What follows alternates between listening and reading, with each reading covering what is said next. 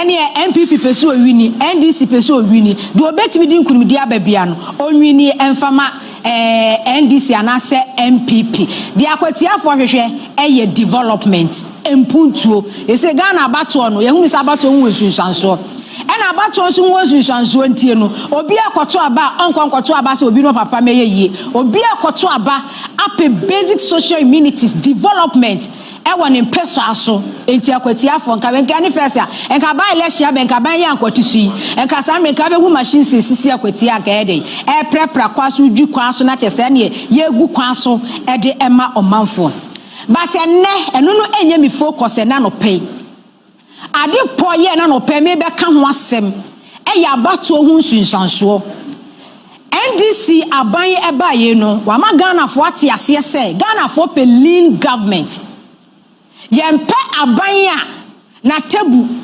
anase ne branches ayese dua na we chese le hu ma prekesi bebre ebekwa kwa wi akire no na timamuni taxpayer ena na ye de air suffer airbre unnecessary expenditure and corruption and mismanagement nti ena ma Ghana nya junk economy enti aban eba ye adepo ya ni manifesto 2024 campaign ya John Dramani Mahama on the vice president Professor Jenene Opoko Adjimani ni team we gina mu a wo mo kan nyina da ne se eye lean government eno na Ghana for so mo pe eno mo de ba bebu oman omanfo be kai a President Akufo Addo ba ya pe 2017 we have the men adwumane so was starting your ministers more than 120 no hwie de agum na Ghana for ka se man sa adai e de anko na wo je any ministers prekesi bebre ya wo matwa ho ahia yi na kire se de agya adwuma na dodo na ye nti wo se ye kyechem ema dodo na ye de yi enye bi edie dodo na enye bi eye empokra no 2020 after election covid mu ya Ghana ewe ho hia mu 2021 2022 na wo main mu civil society organizations politicians obia katimemfu oka ministers ne doso abani nkate ne expenditure and expenses ne edoso esan so man na kwatim wo man na rehu yehia mu but mo na Ghana fo oka no mo no kwa na previous government no na Akufo Addo ne Dr. Bawumia na che say appointment no mo ya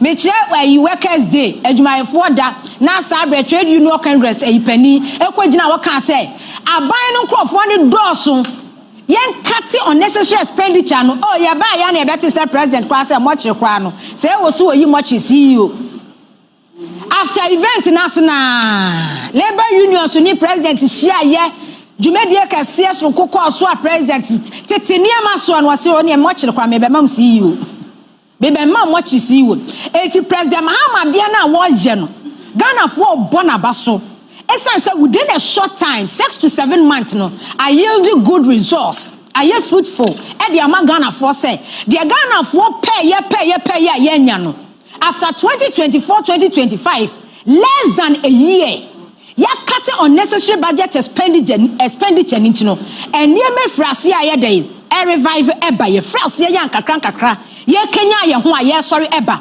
ministers say minister 60 we 56 kwa na anu ya fe na 4 air converting aboa chief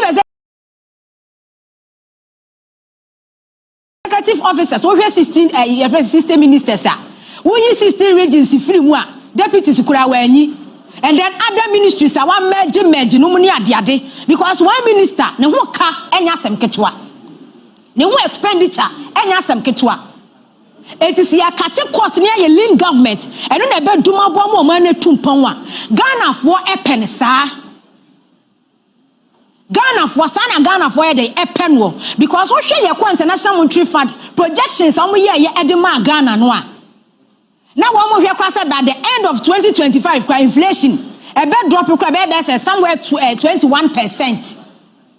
Senka your debt to GDP your bed ending on 2025 kwana and ka enu be 61%. But now we have finance minister call parliament no because of policies new programs and yema woma introduce no ya unnecessary expenditure oma kate any lean government intino eya dia eboa wo man no ama sese yakwa no Ghana yaka eswate be 140 billion Ghana cedis eka ya abane beto ye be 720 something billion Ghana cedis no eso ate a drop the aba from ye tua ka ni bi e na aka no so say external debt no eye dollars e na ye tua forex e na ye tua no enti no say dollar no eso ate aba from dia na che say o se kwan bia so ye sika no ye ka no eso ye de ate e de ba from eno ye memo papa eno ye hye papa we say enya flip flop policy ya ye introduce e ma ne ha wo man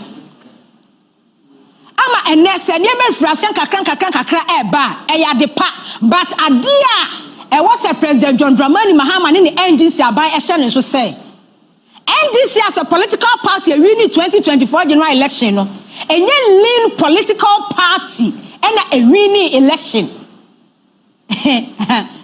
enye lean political party ni siso ama President Mahama ene na panfo na soafo so what to say enye lean political party like CPP PNC PPP the late Kweku party omo no sa party lean no omo supporters base no eya sa 2015 no mu ne ade no omo no ebeye din so betimi awini power e wo Ghana ha say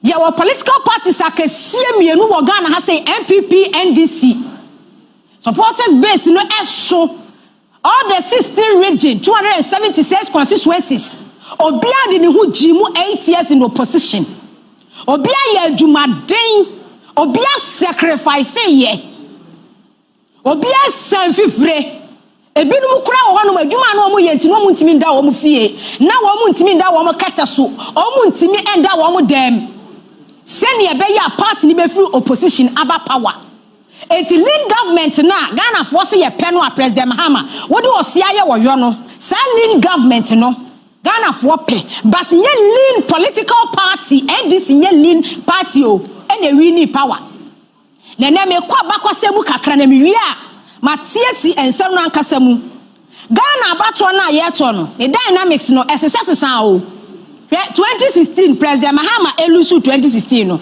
not because of say no wanya adwuma de onipa da sani bia di adanse ese papa no adwuma de wo bobi papa but after say President Mahama call opposition and sana Ghana for frase infrastructure unprecedented President Mahama adwuma wo ye unprecedented even MPP for almost across the country campaign no President Mahama Lucio no mo ka say he mine no wa ye adwuma o mine no adwuma de wa ye bi papa ba esan sin 20 million ye bi akoso wo ba bi nti no adwuma no wa ye but e kata so edidija enimuna enenam eno na eduru ho no mo na waka ena me party fo ampia nkwankoto aba me party fo ampie ankwankoto aba ena me party fo ampie ankwankoto aba no e ho no mo na ya na sa de na e de efiri eba ene me ma bakwasem kakra wa Ghana election ho na me start every just 2012 year me nkwa chire na 2092 no mu ne me start every 2024 2012 because me ni mresa se ohwe 2012 election a ya e course so e wa Ghana ha say ya sa mre no 2012 no 6 months to general election and the late President Mills yankopon fa no krensi na no pe wo je mu de to ho e ma President Mahama sworn in our Ghana Parliament a doctor Kwaku Kyeremanteng sa do na ye governor Bank of Ghana Central Bank obey vice president 86 months kenyi and wo dit si mu ye campaign ya wo wi ni ye and o so onya sympathy vote o so ye de be yo eyade a wo ye dey o wi ni ye e ma Samuel President Mahama 2012 onya 50% 50.63% Emma MPP na Akufo Addo enya 47.8%. Sabra 2012 seat no. NDC enya 148 seats. MPP enya 123 seats. President Mahama ni first year sa election petition court on sensemu ntino afi e de na o mana ya standstill na amemu onkoso. Sa within that same period no 4 years from 2012 to 2016 na afi ya twena bo so court nsensem na Akufo Addo nom say ya wia wo mo na de pin sheet no you and I were not there no money ade the whole year na Supreme Court aye pin so na wo memu ado aye din na ne ma bia ntimi koso because ne anim the election petition no Supreme Court ruling ya ebeba sa within that same 4 years no na dum so crisis kese pa ebun kam de fa Ghana for so ba ni nyina da emu President Mahama ya adwuma no President Mahama aye adwuma but adwuma President Mahama ye no empie na reason wo ho bibi ene wo ho no munti enwuma President Mahama ye no empie esa se nyama President Mahama first 6 months ya wo ye enye Ghana for ade foforo obedi president 2012 to 2016 what ye the big push agenda roads infrastructure ya wo so oba be ye no ni ade adi nyina no e ya ade President Mahama under his first regime or Eastern Corridor. Sheduma was starting here Eastern Corridor road networks. The na wa ye ohonoma MPP aban ba ye wadi abura ye akwan na say. Koko Rose o say yakwaji koko syndicated loaner. Koko akuafo aduma da Roman hey Ghana hey ye mbo banche akuafo di nkwaji loan. Ye mbo ye friend say ada ebibi edi body afo di nkwaji loan. Ba ye bo koko akuafo din Ekwadwama so kwaji syndicated loan enti President Mahama say yenyi sika ne fa bi na wo makwan ye mfa nye enti akwan yiye no President Mahama no wo ye pa aban we say ne ban no beto na agejemu e ma ne ye basa nanka koko growing communities regions no ka wo makwan eye hospitals President Mahama lose 2017 ye hu hospital sakese hospital sakese cheap compounds all the regions ya o ye de ohwegu ye bat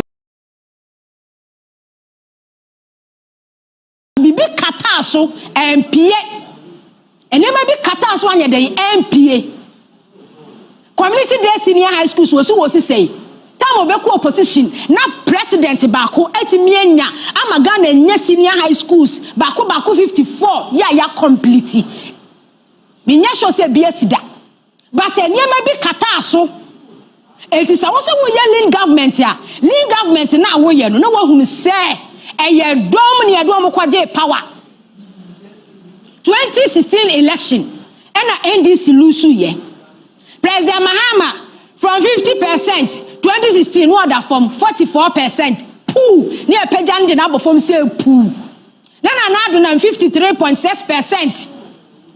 2012 party omukuta 148 seats. Now 2016 almost what 106 seats. Now party at 2012 omukuta 123 seats. Now chasa 2016 wamuko wamanim wamukuta 169 seats. But senkia can do more President Mahama yeah. Now was senka President Mahama 2016 where day orini no wakonenim. Year 2020 they see ye. Do no ba ya or beji chese 2016 169 seats no. 2020 enya your friend is electoral commission for the woman and Akufo Addo. E wiase nyina Ghana nyina dia dan na Akufo Addo will lose 2020 election. Obia nimu se na Akufo Addo olusu ye. Obia 2016 wonya 53%. Oba ye didija. Any a memo fun, me go crofonyuma, me go banks. Ni a sideline crofo, and crofo woman bre ye do my DD MPP ba power no. Ya sideline woman you woman gunchain. Ye pia woman gunchain. And akwa ye abusua family friends new cronies. And I try ye ho ahia. And a woman kwa na edi no woman share. And a woman share so kwa no mu jankofo, amoma we omadwuma no so kwa mu nyai. And a woman gunuma. From 169 no, after 2020, 53%. Now I was say manipulative figures. In 2020, ebe people Sammy na Akufo Addo figure crowd di win election Ghana ni bia nim. The mensa calculation nye expose no man na Akufo Addo obi ehun sakwa no walusu because first declaration dey buy calculations and confo ya no say hey papa no we nya 50 plus 1% no walusu ye. Afe katashini bukata ena MPP di bowura mu ema NDC city best 7 womo di ahoden e de power eje ye e di free womo nsem o Owa Ghana who di ekoso anya sanka NPP 137 seats no more parliament nka wo anya NDC na lusu ga di match so mo gigi wo mu seat di free wo mu nsemu ena akwa ba be do 2024 137 MPP awie ye nyefe MPP awie ye 2024 election and now ko parliament ya omani mo gu ase wo Ghana omani mo gu ase wo parliament amene MPP seat aye less than 90 NDC seat abunkam dia faso e wo parliament e wo 2/3 afena marking ne nkrofo pa madam Patricia Piajem anodon plan mo pa ene omo pa omo kwa parliament omo pa wo mo ko obi emfa wo mo ho because they say Ghana parliament wo no omo wo mu anyama omo free me tosini ena ya ne yakase ye hia the strongest opposition party obehwa ma aba hey why MPP omo wie ye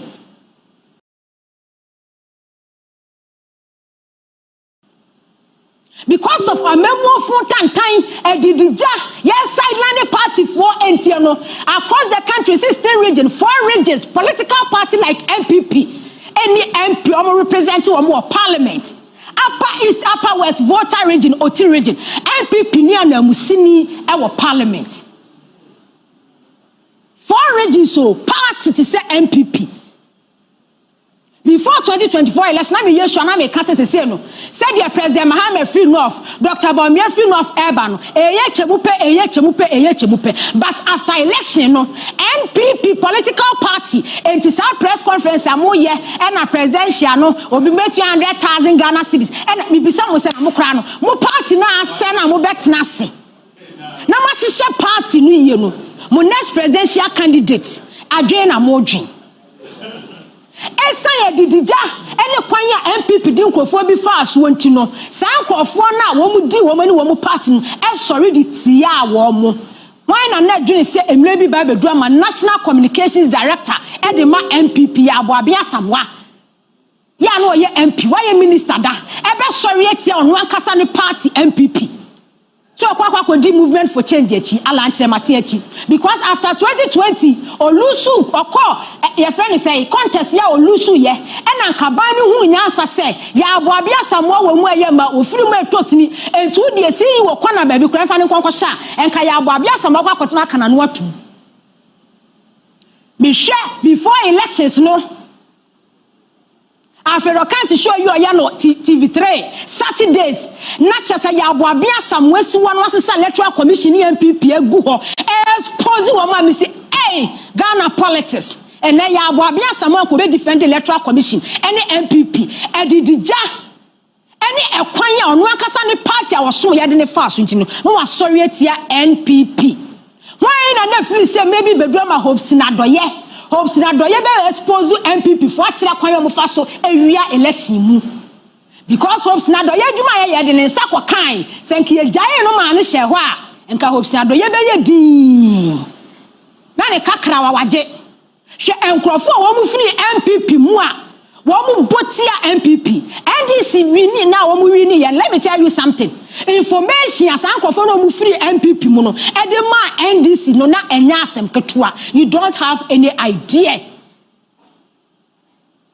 you don't know you think say it's about MPP NDC national executives presidential campaign team and na communication and ye chuma me say omo wo mu free MPP mu no ho apo pa omu liki ye edema NDC ni na nya asem ketwa omu expose MPP ema MPP hu pai enti pobia MPP bebo bia no na epie na eda abonten pobia electoral commission bebo bia no na eda abonten because omu wo intelligence from the party enti ne me ka say lean government ne eye abuo papa ye bo president Mahama Baso one finance minister and ministers but ade e was NDC aban president Mahama mo share so no say enye lean political party and na mo de power Eti sa wo ya ne sa na debt to GDP aba from inflation aba from na say the exchange rate no eye na gold board adawurumenti ya wo forex bebre $20 no ye betimi a hold na $1 10 cedis that say eno no egu nkam efa wani so e kata wani na se dudu na egu akyire na se wo mu esu a hwe o ka se ya no pa mi ka se obi ti wo be ka sa ye tuali hwe o mo ye tuali no wo ma ni nya appointment ka wonya appointment anko no na be ye dede onu no be ye na ye tuali abane ba ye nche ye tuali I'm telling you say onu ni nya appointment ya. And that person, he will be the first or best shout on top of his voice. And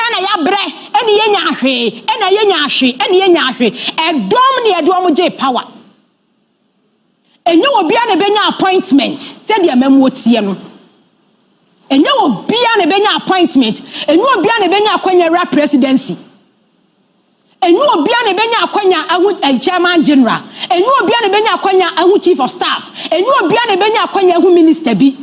But one appointment and won't be avenues. Most of some of us now confirm from now munyamo because some confirm and use to power. Some confirm and a use to Mamma day. What do one power? It is somewhat now ya say, dear, I didn't back 2028 bia, and you might President Mahama, ye be President Mahama, no candidate 2028.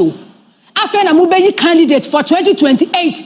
Almost sacrifice one dad, almost made a deal 8 years in opposition, no. From one radio station to TV station, and Kurasi Airban, one appointment, no, one was some creative avenues at the Masanko form. But Yana Yame said, will be to say, my friend Panisa won't fa. And the panel line and court, now alleges Satia, Malamisa, or Tehano say, or Kosi your office, Wako one 4 times. Or call on Cotonesi, your secretary, Becca and say, I'm a boss so be available August. Oh, yeah, President Mahama. Oh, yeah, Chief of Staff. Oh, yeah, Dr. Ato Forson. Oh, Mokwaromo value who the Magana for. Eti mu CEO for na Mahamadu Bawumia managing director for no. More value ho. Na mu baby akwanya mfama mu manfo. Mu baby akwanya mfama mu nkrofo. Anya sana se mutena ho ena memoni de se de yesi kwane de ena ene ye de ye bedi so acha ebedu election day wo party man na wo do mu ye adwuma 2024 ewi ni power no omo be hye dem omo MPA men kan kire me sabane ba ye nche because wo wanya bi enti no be ka eye tuali ena abane ba ye nche wo kan sa na omo ka o abane ba ye nche only Nkrofobia. Omu ya aligned to NDC.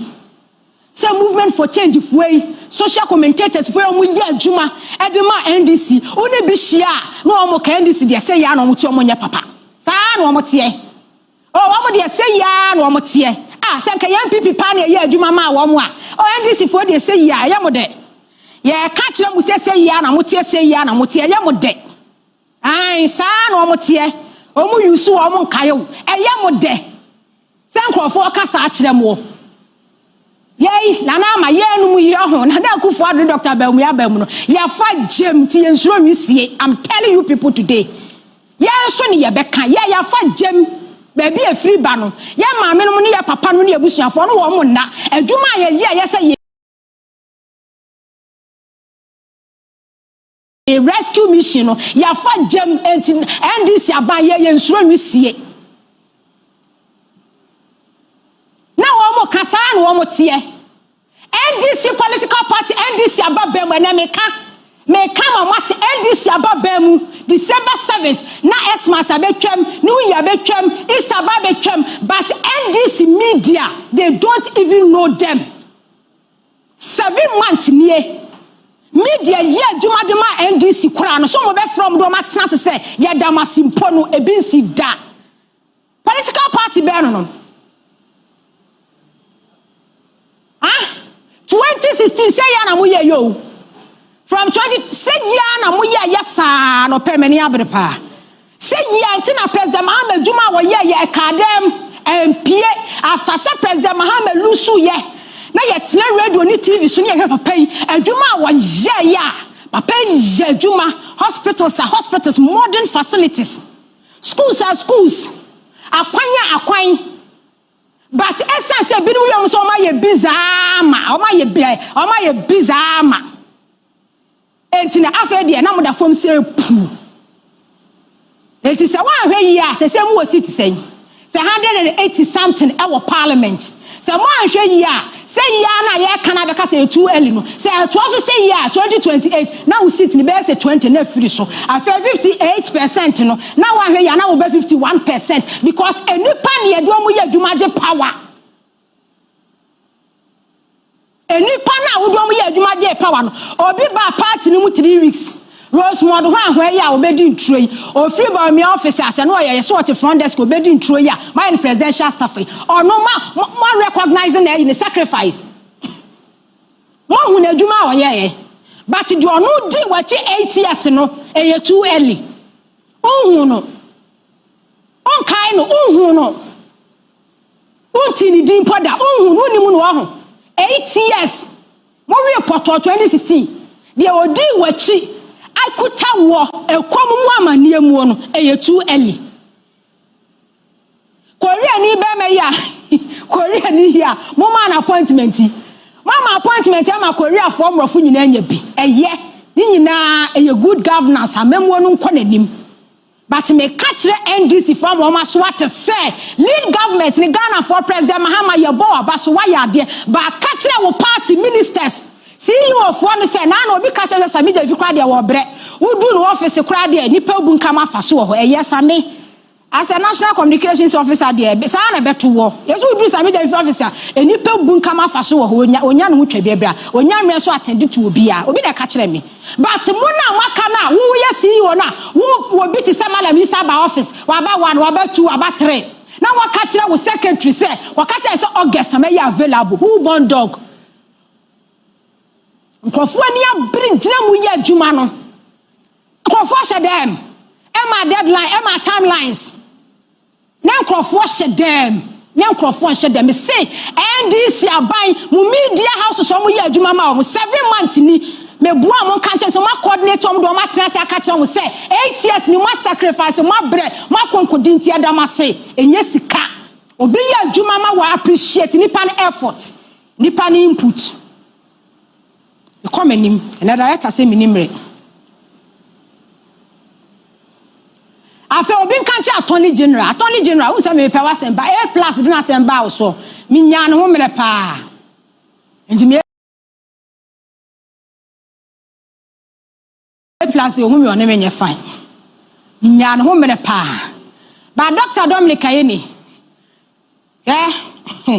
Abeye minister to apaki suit ni tie go on the time bia na so the cameras ya set cameras sisi so ho enye no na Ghana fo hwehwe ya prepare docket awie o prepare docket wie na baba Ghana fo amane a ya judges ya judge for ya Ghana for Dr. Dominic Ayeni eji abalo ya pani ya Ghana for ya judge for Ghana for nye judges kasa na ye too much kasa no aye too much unnecessary press conference na endorse ye here action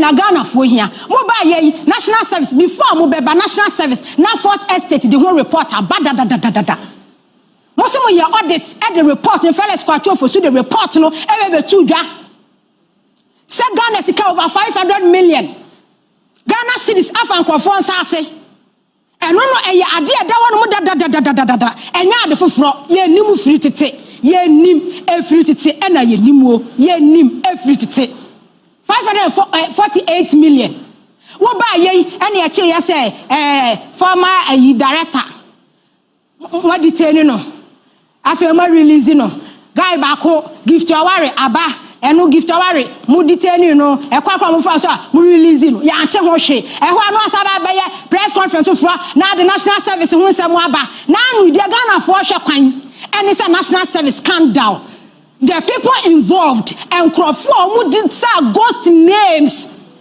Ghost names. And the good systems so at the book chrono gift you a worry. Any former came a mayor, ya obey a national service boss. Corona woman bond, you're gonna for your quan say. Eji, Ubaba catch your gun for say, Uncle when the dinner call to you. Woman, I don't make call to you, woman, the dinner call to you. Woman, the dinner call to you, Corona, woman, bow mine. As a star, ghost names, and the good system, Muna, one would do to a mine, one would do bow mine, Chrono. A dear Dr. Dominica Yenny, they are gonna for your coin, and yes, I will be catch a gun for so prepare docket. I prepare docket, yeah, the four, yeah, the docket, yeah, the the docket, yeah. New evidence now we see one and 180 million Ghana cedis and a transfer yeah and to a Bank of Ghana account to and 80 million cannot be accounted for. We don't care. 18 years for state attorney or mine lawyer penny prosecute them. The jack has certain thing. Director, Mami Nigeria governor ni video no. Sure, and run make kawaha. Nigeria, almost central bank governor. Tinibu by 2024, when you 1 month in Wachiakwan. Wachiakwan didn't go shame. Wachino, and didn't go shame. One Fernando or shame 5 months, 5 solid months. System near Jumagana, the rule of law. Yeah, the rule of law, sana 4 years a term.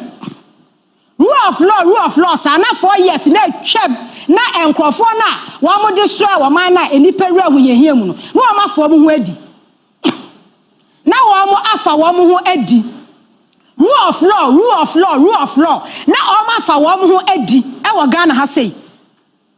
Share Central Bank Governor. Yes, 9 years. Almost in my way. Why you powerful power Nigeria? Your cast will be your powerful. Why you powerful power Nigeria? But we don't get money here. One more buy ya pet and one more chin. Because in the policies, ya will introduce your Nigerian tea and my naira eya ha. And my woman sick and currency depreciate ye. See can I what they bar from? And my inflation so issue 2 year. Inflation I can want some Nigeria for Solia or Mubofun. Let me tell you something. A black Ghana inflation on 54%, you know. Then Nigeria they are 28%. 28%, you know, and a Nigeria governor. Omo peke ni kokoshemu.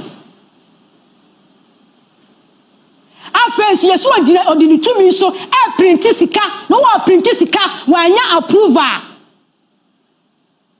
When you approve, I said the governor, you be Ghana. One walk on 1 year didn't shaka anymore. No, next video, no, then I chain no. Director, them side video, then I casana ya che papa no. That day na ya che man, that day no. Ya che no. You didn't share helicopter, pick up, and one de pick no. After pick up no, and I just say one more time no, born a bomo, and then you shame. Aha, video in here. Pick up in here. We say your Toyota pickup. Toyota pickup in here. Enti abusia for mama John and more. Sama we 2024 tunibu. Echire ne papa. Emma ni hu say to me bebe sha won sa. To me no sabe untimi fendi nsem hunu. Enye bibia na wo de beye. Wo de ye ne ma papa. Ya ebeboa wo man no enye se tumi bebe sha won sa yidini Godwin Amafiale no ye Nigeria Central Bank governor we tinibu ba ya na wo che no ene we mo de na ekọ no 2020 oba ya ene wo peke no fast se onko tire Nigeria fo. The entire in decades, adia woman who be that woman who ye.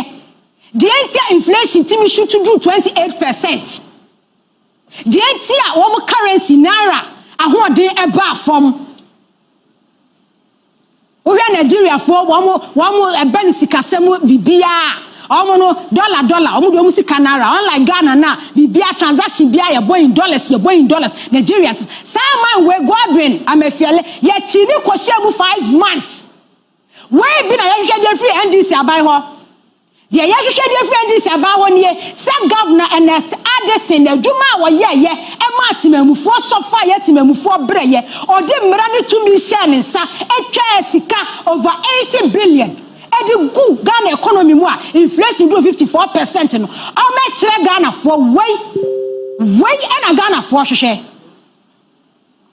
ade Ghana for expected dey free AG NDC abai Dr. Dominic Ayeni ade Ghana for hwehwe dey free mu ho no wanie we see all the rule of law sana 4 years atwam wo ba ye man wa ye beka say ye process obi an kan kira wo say Nigeria katashi no bukata no fa no bi obi an obeka kira wo say gidigidi bukata no kwa ne sa obi an obeka sa kira wo baba no we stand no eno nso nkira say kokwasa o sorry an wa she coat na the tie abo minim and na appropriate docket and we have done this we have come to update you are updating who for who for what? For who? For what? Yade. Dr. Ernest Addison kwanya wode Ghana afaso wo man we semu. Afi wo hwa wo man budget previous afi no de ye di ye wo twa mu 10%. Sika also twa be set less than 10 billion. No twa over 10 billion. E de ama MPP for we twa within 2 years no twa sika be 80 billion. Na inflation nam soro. Na sika no wo twa machines ink papers wo honti no. Na wo print sika no na MPP for che. Na MPP for che because omo de ba be wia election mu. Omo de be chama Ghana for omo be to vote enti no an say Ernest Addison etwa sika ase Ghana economy a destroy Ghana economy sa de ana chese ekoso wa Ghana ha no mo ano no ade ana ekoso wa Ghana ha say ya no Dr. Ernest Addison abrabo no akọ parliament kwaje approval from parliament there be wanye Emra bay na wogina so a act bay subsection bay clause bay and Dr. Ernest Addison no dey boss abra no but NDC abaya ba power amajapa akonifie akoto full room a what setting devices computers aya ma wo ho e dey monitor ne ma ho do akoso e wo Bank of Ghana wa firi ho but monitor enema ekoso e wo Bank of Ghana yakwato devices woni fie yakwato boxes a yetwa sika gum wo Central Bank hono no yakwato boxes e wo Ernest Addison fie wo de yeda ya wo se wono wo kodi dwa e wo Bank of Ghana enti wo fro no ho ne ma dooso e no pack ye e no di gu box no di begu ni fie e ba pem Sammy cars say Bank of Ghana dia no cars ya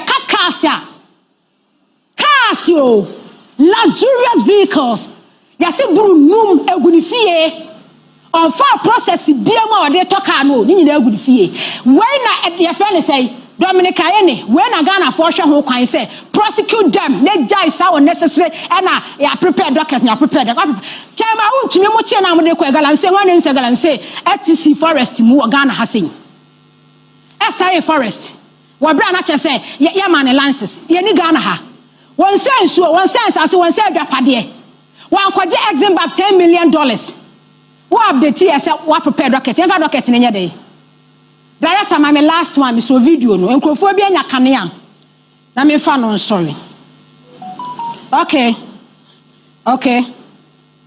enti age ade a ye hwe kwan no prosecute them ne ja amane ebo na wo sorry a wo bo amane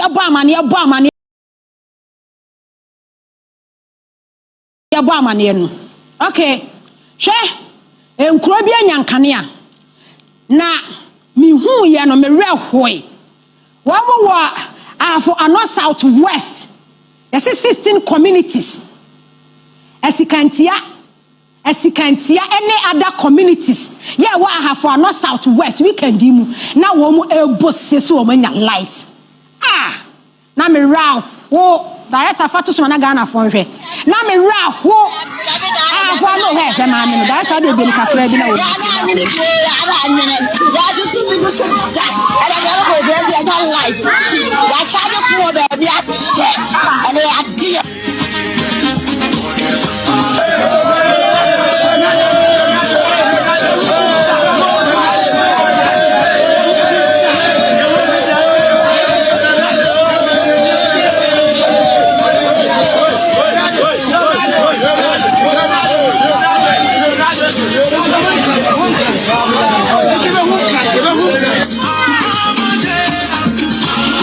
asida and the mom.